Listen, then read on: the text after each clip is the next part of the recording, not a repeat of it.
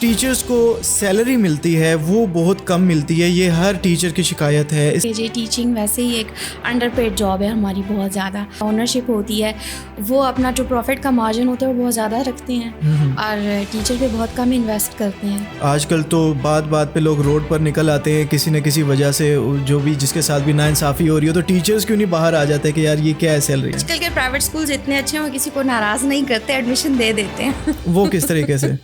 Admission करा दिया जाता है बच्चों का। अच्छा, पैसे चलते हैं। जी अगली क्लास में प्रमोशन भी हो जाती है। अच्छा, ये भी हो जाता है। हाँ, और एडमिशन भी हो जाता है। क्वेश्चन पेपर हम उनसे पूछेंगे और वो जवाब गलत दे रहे होंगे मोस्टली। रिज़ल्ट वाले दिन हम जब रिज़ल्ट लेने जाएंगे तो वो बच्चे का रिज़ल्ट A+ ग्रेड आया होता है। बहुत सारे स्कूल्स में ये सुना गया है बच्चों से कि हमारे टीचर्स बार बार चेंज होते रहते हैं। क्या टीचर्स में होता है कि वो बार बार चेंज करना चाहते हैं या स्कूल वाले कुछ ऐसा उनके साथ करते हैं? बच्चों की फ़ीस जो है वो पूरी आती है, समर ब्रेक में भी, विंटर ब्रेक में भी, लेकिन टीचर्स को पे नहीं किया जाता। टीचर्स की पाकिस्तानी प्राइवेट स्कूल्स में जो जॉब है वो कितनी सिक्योर है? इस सवाल पे तो मुझे हंसी आ गई है। सिक्योरिटी की आप बात करें और सिक्योरिटी हमसे ली जाती है।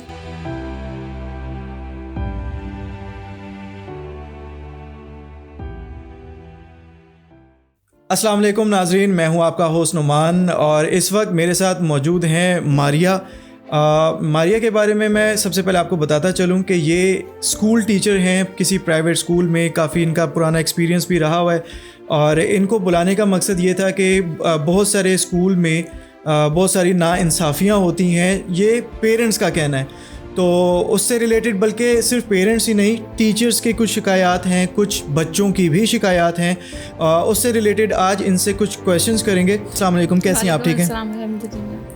अच्छा, सबसे पहले जो मेरा आपसे सवाल है, मुझे ये बताएं कि आप बच्चों को ज़्यादा मारती तो नहीं हैं? नहीं, अब तो वैसे भी मारना अलाउ नहीं है ना? मतलब अलाउ नहीं है इस वजह से नहीं मारती, वरना आप मारती रहती थी? नहीं, ऐसा नहीं है, मुझे बच्चे बहुत अच्छे लगते हैं पर्सनली। अच्छा, चले, ये तो बहुत अच्छी बात है, वरना मुझे इनसे बहुत डर लग रहा था कि मुझे ना मार पड़ जाए गलत सवाल करने पे। क्योंकि अच्छा, इससे हम एक क्वेश्चन निकालते हैं कि सबसे पहले क्वेश्चन करना कुछ और था, पर ये एक सवाल आ गया कि बच्चों को कहा जाता है कि टीचर्स कहते हैं कि हमसे सवाल किया करें, समझ नहीं आया सवाल किया करें, बार बार सवाल करें। लेकिन ये देखा गया है हमारे घर में जो बच्चे आते हैं वो बताते हैं कि मैंने दूसरी बार क्वेश्चन पूछा तो टीचर ने मुझे थप्पड़ मारा। तो इसके पीछे क्या वजूहत है? एक्चुअली क्वेश्चनिंग करना और सही टाइम पे करना दोनों चीज़ें बहुत इंपॉर्टेंट है। टीचर्स घर से तंग होते हैं, शोहर से या बीवी से तंग होते हैं, तो वो घर मेरा तो शोहर भी नहीं है। अच्छा, मैंने कहा शायद घर में तंग होके नहीं जाती, लेकिन द पॉइंट इज कि हम जब बहुत ज़्यादा चीज़ें बता रहे होते हैं इन डिटेल, बच्चे उस टाइम पे सुन नहीं रहे होते। तो जो बच्चा हमें सुन रहा है और उसको समझ नहीं आई तो जाहिर है हमें भी पता चल जाता है, फिर हम उसको बताते हैं। लेकिन अब एक बच्चा है कि हम बता रहे हैं और वो सुन नहीं रहा और हमें पता है कि दूसरी दफा भी बताते हैं वो नहीं सुनता, तो ऐसे बच्चे का कुछ कर नहीं सकते। अच्छा, फिर जो है थोड़ी सी फेंटी लगानी हाँ, फिर वो थोड़ा स्ट्रिक्टली बताना पड़ता है ताकि जहन पे जोर दे के वो बच्चा हमारी बात सुने। अच्छा, बहुत सारे टीचर्स का ये समझ लें क्वेश्चन हो या बल्कि शिकायत है, आपकी भी होगी, कि बड़े बड़े स्कूल हैं और बहुत हज़ारों की फ़ीस है, लाखों भी लग रहे होते हैं लोगों के, फ़ीस बच्चों की ज़्यादा ले रहे हैं स्कूल वाले, लेकिन जो टीचर्स को सैलरी मिलती है वो बहुत कम मिलती है, ये हर टीचर की शिकायत है। इसकी क्या वजह है?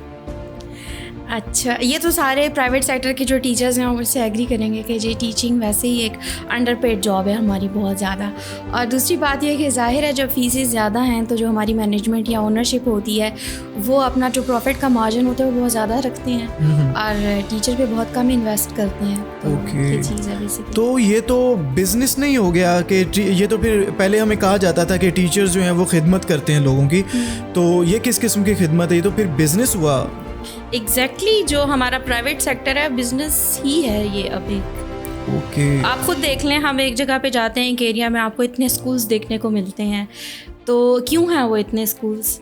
ठीक है, एक ही जगह पे हम जाते हैं, रोड पूरी ब्लॉक हुई होती है ऑफ टाइमिंग्स पे, इतने स्कूल्स हैं, किसी एक स्कूल का लेवल ही इतना अच्छा और मेंटेन नहीं है कि सारे पेरेंट्स सेटिस्फाई होकर उसी स्कूल में अपने बच्चे भेजें। आजकल तो बात बात पे लोग रोड पर निकल आते हैं किसी न किसी वजह से, जो भी जिसके साथ भी नाइंसाफ़ी हो रही हो, तो टीचर्स क्यों नहीं बाहर आ जाते कि यार ये क्या है सैलरी? एक तो ये है कि यूनिटी नहीं है, टीचर्स में भी आपस में। और दूसरा ये कि आपको पता है कि टीचिंग ऐसा प्रोफेशन है कि मोस्टली फीमेल्स ही इसमें इन्वॉल्व हैं, मेल्स नहीं हैं। तो सिर्फ फीमेल्स का निकलना, आपको पता है कि उसके लिए नॉर्मल से ज़्यादा करेज चाहिए होती है किसी भी चीज़ को, और रिप्रेजेंटेटर्स आपके पास मेल्स ना हो या कुछ ना हो, तो ये बहुत मुश्किल चीज़ है निकलना। बीइंग अ टीचर, मुझे आप सच बताइएगा कि टीचर्स की पाकिस्तानी प्राइवेट स्कूल्स में जो जॉब है वो कितनी सिक्योर है? इस सवाल पे तो मुझे हंसी आ गई है। सिक्योरिटी की आप बात करें और सिक्योरिटी हमसे ली जाती है। मतलब जब हमारी ज्वाइनिंग होती है टीचर्स की, तो हमें पहले यही कहा जाता है आपकी फ़र्स्ट सैलरी हम एज अ सिक्योरिटी रखेंगे। मतलब हम पूरा मंथ काम करेंगे और हमें उस मंथ की सैलरी नहीं मिलेगी। बाद में मिलेगी? जी, मिलेगी नहीं। अगर आप छोड़ते हैं 1 महीने पहला नोटिस देते हैं तो फिर हम एंड पे आपको दे देंगे।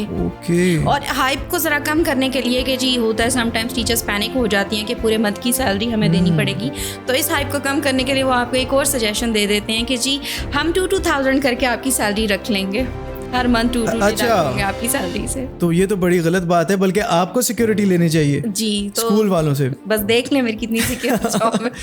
अच्छे स्कूल अच्छे स्टूडेंट्स बनाते हैं या स्कूल जो है वो अच्छे स्टूडेंट्स को एडमिशन देते हैं? अच्छे स्कूल्स अच्छे स्टूडेंट्स को एडमिशन देते हैं। ये मुझे भी पहले से शक था कि क्योंकि अक्सर कहा जाता है ये वाला स्कूल, फलाना स्कूल बहुत अच्छा है, फलाना स्कूल बहुत अच्छा है। क्यों अच्छा है?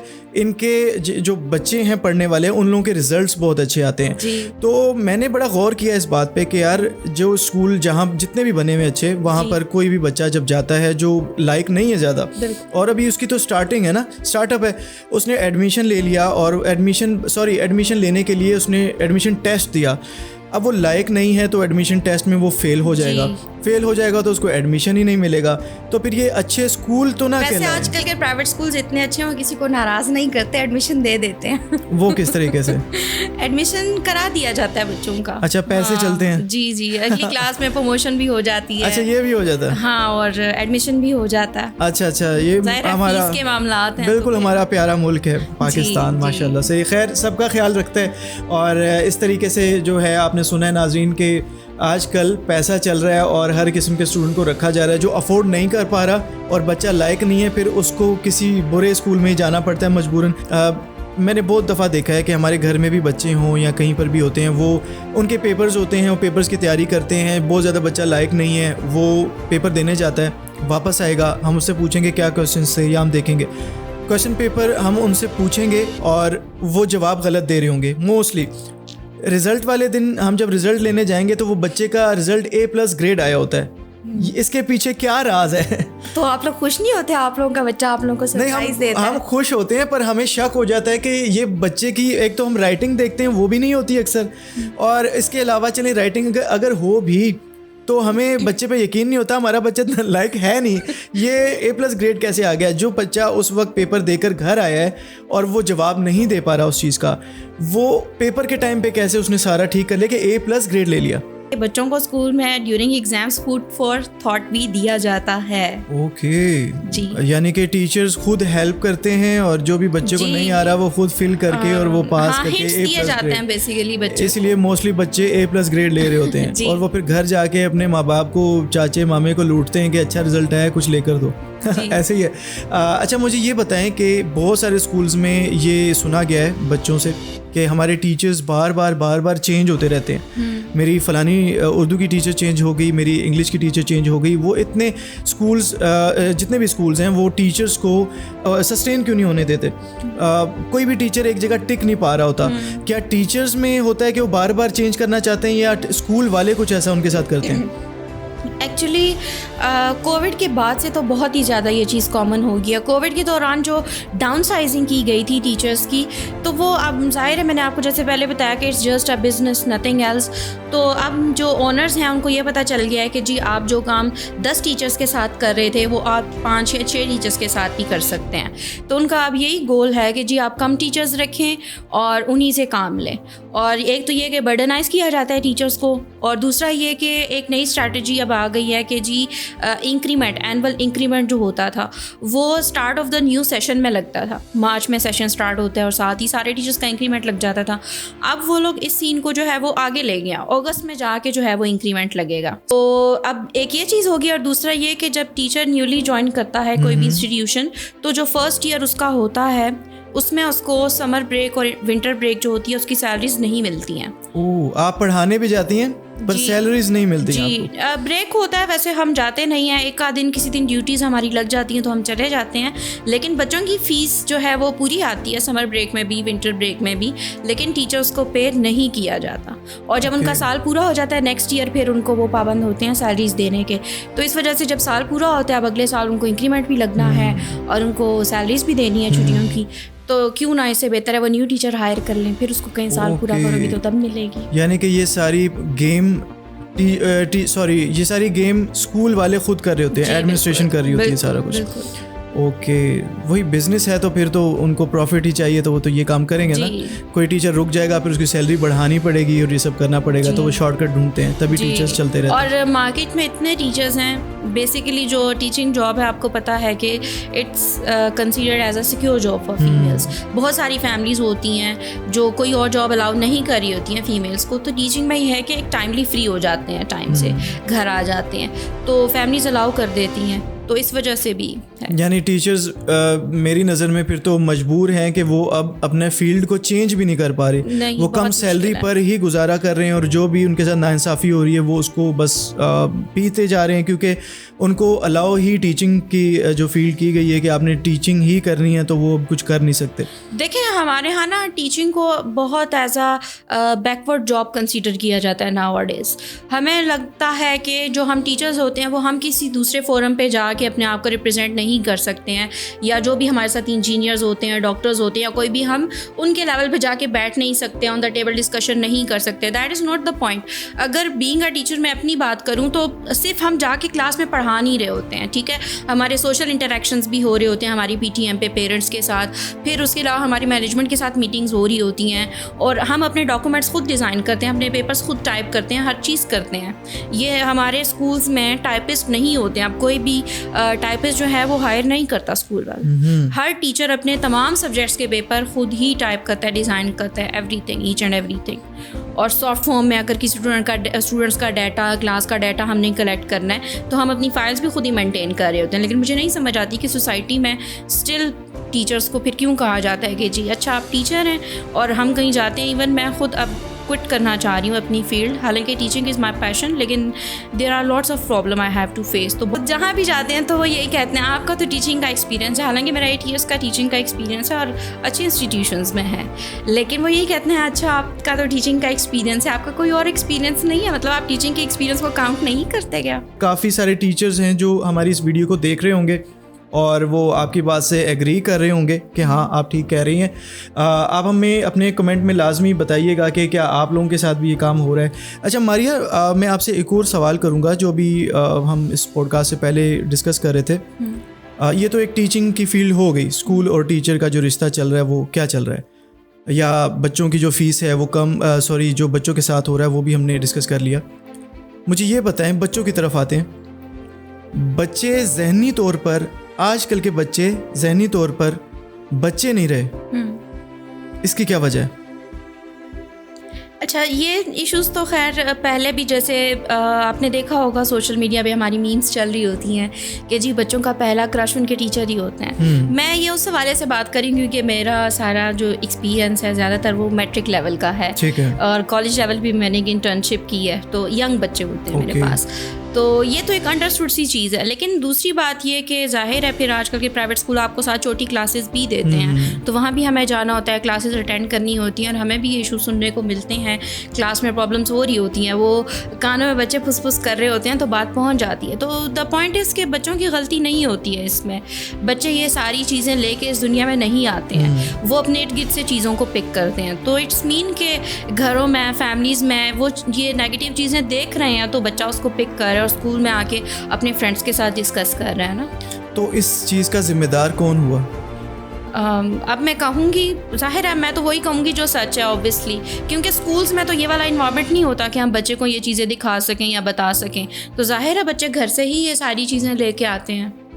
बिल्कुल ठीक है। तो आप मुझे ये बताएं कि घर से तो लेकर आते हैं, यानी कि घर में तो पेरेंट्स हैं ना जो उनकी नशोनुमा कर रहे हैं, देख रहे हैं, सब कर रहे हैं, तो क्या वो उनको ठीक से देखते नहीं हैं, उन पे नज़र नहीं रखते हैं? मैं जो समझता हूँ वो यही समझता हूँ कि आजकल जो सोशल मीडिया आ गया है, टिकटॉक है, रील्स हैं, फास्ट चल रही हैं, और इसमें आप बच्चों को मोबाइल पकड़ा देते हैं और वो फिर कहाँ जा रहे हैं, क्या हो रहा है, आजकल एक भी किसी रिलेटेड वीडियो देखते हैं या कुछ देखते हैं तो वही चीज़ आना शुरू हो जाती है। बिल्कुल। तो शायद आजकल छोटी एज के बच्चों को मोबाइल पकड़ा दिए और कोई देखने वाला नहीं है, कोई नज़र नहीं रखता उन पे। मेरे ख्याल से जो मुझे लगता है वो उनकी जो जहनियत जवान हो चुकी है छोटी उम्र में, वो उसकी यही वजह है, और उसके फिर जिम्मेदार पेरेंट्स हैं। बिल्कुल, बच्चों में वो इनोसेंस नहीं रही है जो उस स्पेसिफिक एज के बच्चों में होनी चाहिए। तो यही है कि अंडर सुपरविजन पेरेंट्स को चाहिए कि उनको सोशल मीडिया या जो भी सोशल हैंडल्स आप उनको दे रहे हैं या गैजेट्स दे रहे हैं तो सुपरवाइज़ करें, उनके साथ टाइम स्पेंड करें। बिल्कुल ऐसे ही है, क्योंकि टाइम स्पेंड नहीं करेंगे, आजकल माँ है वो अपने टिकटॉक बना रही है या फिर वो अपना जो है यूट्यूब देख रही है, कर रही है, बच्चे का पता ही नहीं है। बच्चे अपना पार्ट बिल्कुल प्ले नहीं करते आजकल के पेरेंट्स, ठीक है। वो अच्छी सी अच्छी फैसिलिटी प्रोवाइड करते हैं अपने बच्चों को, अच्छे से अच्छे स्कूल में डलवाते हैं, जितनी ज़्यादा फीस हो वो पे करते हैं, जी हमारे बच्चों का फ्यूचर है, लेकिन उनको ये नहीं समझ आती कि तरबियत स्कूल नहीं कर सकता। बिल्कुल ऐसी है, ठीक है, तरबियत पेरेंट्स ही करते हैं। हम कितनी दफ़ा कहेंगे बच्चे को, और बच्चा हमारे पास 5 से 6 घंटे रहता है, तो बच्चा बहुत से ऐसे काम होते हैं जो बच्चा हमारे सामने नहीं कर रहा होता, वो घर जाके कर रहा होता है, वो चीज़ें पेरेंट्स ने बतानी होती हैं। अच्छा स्कूल होने की असल क्या निशानी है, या किसी को अपना स्कूल अच्छा बनाए तो वो ऐसा क्या करे, स्कूल के अंदर क्या रूल बनाए कि जिससे वो सच में रियल वर्ड्स में अच्छा स्कूल कहलाए? क्या करना चाहिए ऐसा एडमिनिस्ट्रेशन को? सबसे पहले तो एडमिनिस्ट्रेशन को ये करना चाहिए कि अपने टीचर्स पे काम करना चाहिए, qualified teachers, professional teachers hire करने चाहिए, और फिर उनको इतना एज देना चाहिए कि वो एटलीस्ट आपके साथ काम करने के लिए राज़ी हो at the end of the session, वो दूसरा सेशन भी आपके साथ कंटिन्यू करे। मतलब उसके लिए इतनी मुश्किलात ना बनाएं कि वो मिड ऑफ द सेशन छोड़ जाए स्कूल, क्योंकि आजकल आप जानते ही होंगे हमारी यंग जनरेशन और इवन हमारे छोटे बच्चे भी, उनको भी इतने मेंटल इश्यूज़ के साथ आ रहे हैं कि मुझे जान के हैरानी होती है कि उन बच्चों के साथ साइकोलॉजिकल इश्यूज भी हैं। अब कुछ पेरेंट्स तो होते हैं जो इन चीज़ों को एक्सेप्ट करते हैं, मानते हैं, समझते हैं। बहुत सारे पेरेंट्स, 95% पेरेंट्स इन चीज़ों पे बिलीव नहीं रखते हैं कि बच्चों को ये इश्यूज हो सकते हैं। तो जाहिर है एक टीचर जो उनके साथ टाइम स्पेंड कर रहा होता है उसको पता है कि इसको ये इशू है, वो टीचर चला जाता है, न्यू टीचर आ जाता है, उसको क्या पता बच्चे के साथ क्या इशू है, फिर वो टाइम लेता है, उसके साथ एडजस्ट होता है। कुछ टीचर्स को पता नहीं चल पाता, साल ख़त्म हो जाता है, बच्चा अगली क्लास में चला जाता है। तो ये एक बहुत बड़ा अलमिया है हमारे। बिल्कुल नाजरीन, मैं तो इस बात पर एंड में यही कहूँगा कि जितने भी स्कूल ओनर्स हैं, या इनफैक्ट स्कूल की अगर हम एजुकेशन की बात करते हैं तो इसमें कॉलेज भी आता है, यूनिवर्सिटी भी आती है, बल्कि हम इस पर भी एक पॉडकास्ट ज़रूर करेंगे। यूनिवर्सिटीज़ के बहुत बुरे हालात चल रहे हैं हमारी पाकिस्तान की यूनिवर्सिटीज़ लगती नहीं हैं। तो खैर अगर अभी हम स्कूल की बात करें तो जितने भी ऑनर्स हैं स्कूल के, उनको चाहिए कि वो टीचर्स का ख़ास ख्याल रखें। वो अपना मजबूर भी हैं और वो उस प्रोफेशन को छोड़ भी नहीं सकते। वो अगर अपना फुल टाइम दे रहे हैं और अपना 100% दे रहे हैं तो उनको भी चाहिए कि उनको एक अच्छी मार्केट कंपटीशन में आने वाली सैलरी दें, ताकि वो अपने तमाम एक्सपेंसेस को जो है बीट कर सकें। इसका आप लोग गलत इस्तेमाल ना करें, फ़ायदा ना उठाएं गलत किस्म का लोगों के साथ। और इवन जो बच्चे हैं, जो भी अच्छा अपने आप को अच्छा समझता है कि वो अच्छा स्कूल है, उनका अच्छा स्कूल है, तो वो हर किस्म के बच्चे को मौका ज़रूर दें। और अगर आप वाकई अच्छे स्कूल हैं तो आप एक नालायक बच्चे को लायक बना कर दिखाएँ, ना कि आप लायक बच्चों को ये एडमिशन देते रहें ताकि वो तो हैं ही पढ़ाकू बच्चे हैं, वो घर में भी पढ़ते हैं, उनके पेरेंट्स ने भी उनकी अच्छी नशोनुमा की हुई है, वो अच्छी डाइट लेते हैं और वो अच्छी पोजीशंस ले रहे होते हैं। तो आप अपना फ़र्ज़ ठीक तरीके से अदा करें ताकि इस किस्म की जो शिकायत हैं वो इतनी ज़्यादा बढ़ती जा रही हैं तो वो ख़त्म होना शुरू हों। Thank you so much Maria, आप हमारे शो में आई और आपने बहुत काम की बातें बताई हैं, अपनी शिकायत यहाँ पर दर्ज की है। हाँ जी, ठीक है नाज़रीन, उम्मीद है आपको हमारा शो बहुत पसंद आया होगा। आप अपनी राय देने के लिए नीचे कमेंट बॉक्स में जो है वो अपनी राय दे सकते हैं और अभी तक के लिए हमें इजाज़त दीजिए। अल्लाह हाफ़िज़।